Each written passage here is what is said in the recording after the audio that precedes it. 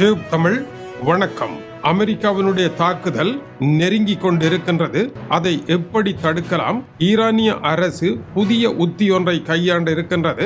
ஈரானினுடைய மிக பிரபலமான மின்சார கட்டமைப்புகள் கொண்ட இடங்களில் எல்லாம் பொதுமக்களை பல்லாயிரக்கணக்கில் இறக்கி அவற்றை சுற்றி நிற்கும்படி பணித்திருக்கின்றது. அமெரிக்கா குண்டு வீசுமாக இருந்தால் ஆயிரக்கணக்கான பொதுமக்களை கொன்று குவித்து தான் மின்சக்தி நிலையங்களை அழிக்க முடியும். இது அமெரிக்காவிற்கு விடப்பட்டிருக்கின்ற ஒரு தற்கொலை சவாலாக இருக்கின்றது. மேலும் அமெரிக்கா 10 அம்ச திட்டம், ஈரான் 5 அம்ச திட்டம் என்று இப்பொழுது இரண்டிற்கும் நடுவில் 10 அம்சங்கள் கொண்ட ஒரு திட்டம் தயாராகி இருப்பதாகவும், இதை அமெரிக்கா நிறைவேற்றுமாக இருந்தால் ஹோர்முஸ் நீரிணையை திறப்பதற்கு தயார் என்று ஈரான் கூறியிருப்பதாக இன்னொரு செய்தி சுட்டிக்காட்டுகின்றது. ஆனால் டொனால்ட் ட்ரம்பை பொறுத்த வரையில் அவர் ஈரானிய மக்கள் அனைவரையும் அழிப்பேன் என்று கூறியிருக்கின்ற காரணத்தினால் மனித கேடயத்தை கணக்கில் எடுப்பாரா இல்லையா என்பது அடுத்த கேள்வியாக இருக்கின்றது.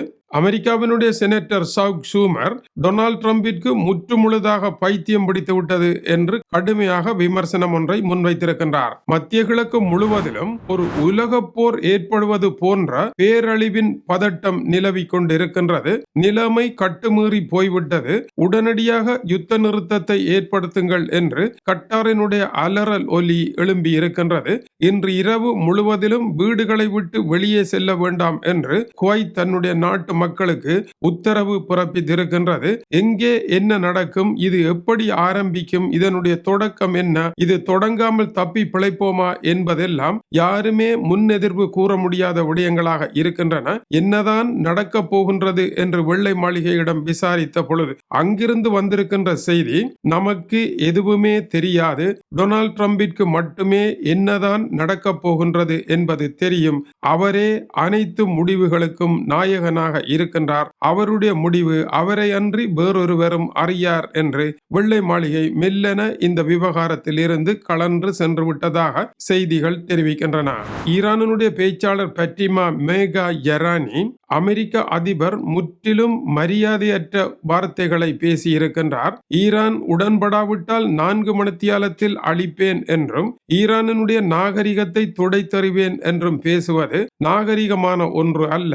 இத்தகைய முறையில் பேசுகின்ற ஒருவருடன் ஒரு நாடு எப்படி பேச்சுவார்த்தைக்கு செல்வது என்றும் அவர் கேள்வி எழுப்பியிருக்கின்றார். எனவே டொனால்ட் ட்ரம்புடன் பேசுவதற்கான வழிகளை எல்லாம் அவரே அடைத்து வைத்திருக்கின்றார். ஆனால் அமெரிக்காவினுடைய உப அதிபர் ஜே.டி. வான்ஸ் இப்பொழுது எல்லாமே ஈரானுடைய காலடியில் தான் நிற்கின்றது, பந்து ஈரானிடம் தான் இருக்கின்றது, ஈரான் தான் முடிவெடுக்க வேண்டும் என்று கூறுகின்றார். ஆனால் இவ்வளவு பெரிய அவமானத்தை ஏற்படுத்திவிட்டு ஈரான் முடிவெடுக்க வேண்டும் என்று கூறினால் ஈரான் பயந்து விட்டது என்று ஈரானிய தேசியத்திற்கே ஒரு மாபெரும் இழுக்கை தேடியதை போன்ற அவல நிலை உருவாகும் என்பதையே ஈரானினுடைய வெளியுறவுத்துறை பேச்சாளர் சுட்டிக்காட்டி இருக்கின்றார். டொனால்ட் ட்ரம்பிற்கு ஈரானை பற்றி எதுவுமே தெரியாமல் இருக்கின்றது என்றும் கவலையுடன் கூறியிருக்கின்றார். ஈரானுடைய அரசை பொறுத்தவரையில் இன்று எது முக்கியம்? நாட்டில் அமைதி முக்கியம், மக்கள் பாதுகாப்பாக வாழ்வது முக்கியம்.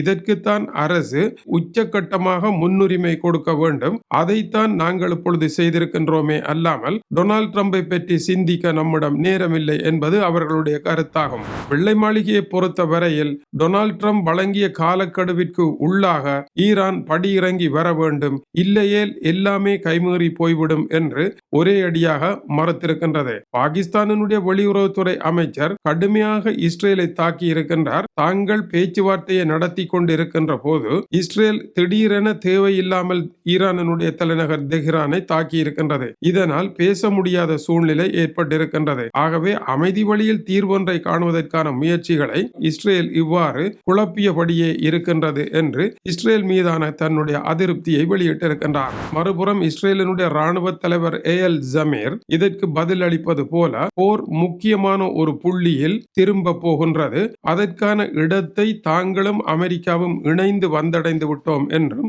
எனவே மேற்கொண்டு பேசுவதற்கு எதுவும் இல்லை என்றும் அவர் குறிப்பிடுகின்றார். மறுபுறம் ஈரானுடைய வெளியுறவுத்துறை அமைச்சகத்தில் இருந்து இஸ்மாயில் பக்காய் கூறுகின்ற பொழுது ஈரான் ஆதிக்க சக்தியை வெற்றி பெறும் என்றும், அதற்காக எம்மால் எதையெல்லாம் உச்சகட்டமாக செய்ய முடியுமோ அதையெல்லாம் செய்ய போகின்றோம், இனி அமெரிக்க அதிபருக்கு பயந்து வாழ்வதற்கு தங்களிடம் எதுவும் இல்லை என்றும் அவர் குறிப்பிட்டிருக்கிறார். தெரிவித்திருக்கின்றார். இனிமேல் ஈரானால் ஓட முடியாது, இனிமேல் ஈரானால் பின்வாங்க முடியாது, அமெரிக்காவை சந்திப்பதை தவிர ஈரானுக்கு மாற்று வழியும் கிடையாது என்பது அவருடைய கருத்தாகும். கடைசியாக எஞ்சியிருக்கும் கேள்வி, உலகின் மிக பழைய நாகரிகம் இருளில் மூழ்கப் போகின்றதா, அது அஸ்தமனம் ஆக போகின்றதா? இந்த போர் வெடித்து ஈரான் அயல் நாடுகளினுடைய எரிபொருள் கட்டமைப்புகளை எல்லாம் அழிக்குமாக இருந்தால் உலகமே அஸ்தமனமாக போகின்ற அபாயமான சூழ்நிலை இருக்கின்றது. அந்த இருளான யுகம் வருமா? இதுவரை கண்டிராத மாபெரும் பொருளாதார நெருக்கடி இருளை நோக்கி உலகம் சென்று கொண்டிருக்கின்றது.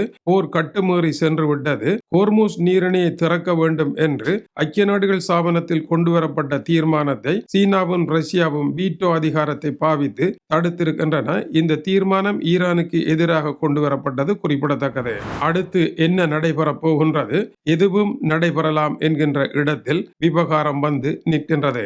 இது டியூப் தமிழனுடைய உலக செய்திகளுக்காக டென்மார்க்கில் இருந்து கீசே துறை. வணக்கம் உறவுகளை.